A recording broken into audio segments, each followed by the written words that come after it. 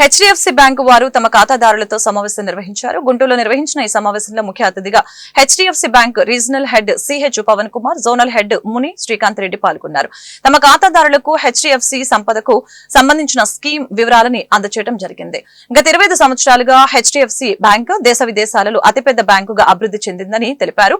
మంచి నమ్మకం, పేరు కలిగిన హెచ్డిఎఫ్సి బ్యాంకులో ఖాతాదారులు తమ సంపాదనను పెట్టుబడిగా పెట్టడం ద్వారా రెట్టింపు చేసుకోవచ్చని తెలియజేశారు.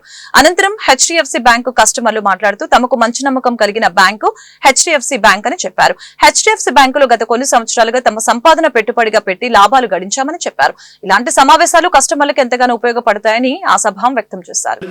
7 clusters across 92 branches in these districts.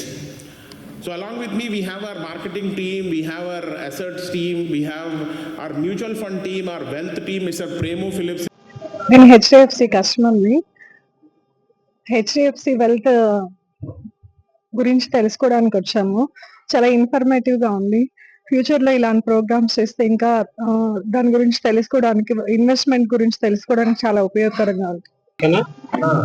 HDFC mutual fund, HDFC bank వాళ్ళు హెచ్డిఎఫ్సి బాగా ఇన్ఫర్మేషన్ బాగా చెప్పి అందరికీ ఎక్నాలజ్మెంట్ ఇచ్చి బాగా నాలెడ్జ్ షేర్ చేశారు.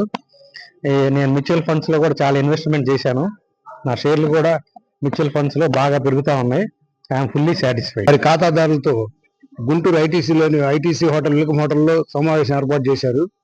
ఈ సమావేశానికి బాంబే నుంచి సందీప్ గారు అని చెప్పని మార్కెటింగ్ అనలిస్ట్ వారు అందరూ పిలిపించి వారి ఖాతాదారులందరికీ కూడా పెట్టుబడులు ఏ రకంగా పెట్టాలి, దేంట్లో పెడితే లాభదాయకంగా ఉంటుంది, ఎట్లా ఉంటుంది అని చెప్పని అనేక రకాలుగా వారు చాలా విపులీకరంగా చాలా విశదీకరించారు. ఈ అవకాశం చాలా చక్కగా ఏర్పాటు చేసి ఉన్నారు. అదేగాక వాళ్ళు చెప్పడం కూడా, ఏ గుంటూరులో ఉన్న అసోసియేషన్స్ ఎవరైనా సరే జల్లబాటి మీటింగ్ ఏదైనా పెట్టుకున్నా కూడా వారు వచ్చి దానికి వారి ఎంతో సహాయం సహకారాలు అందిస్తామని చెప్పని కూడా బ్యాంకు తరఫున కానీ మ్యూచువల్ ఫండ్ తరఫున కానీ ఎటువంటి బ్యాంక్ నుంచి ఒక్క ఇన్వెస్ట్మెంటే కాకుండా ఏ రకంగా ఉన్నా సరే మేము సంసిద్ధంగా ఉన్నామని చెప్పి తెలియజేశారు. వారికి మా వ్యాపార వర్గాల నుంచి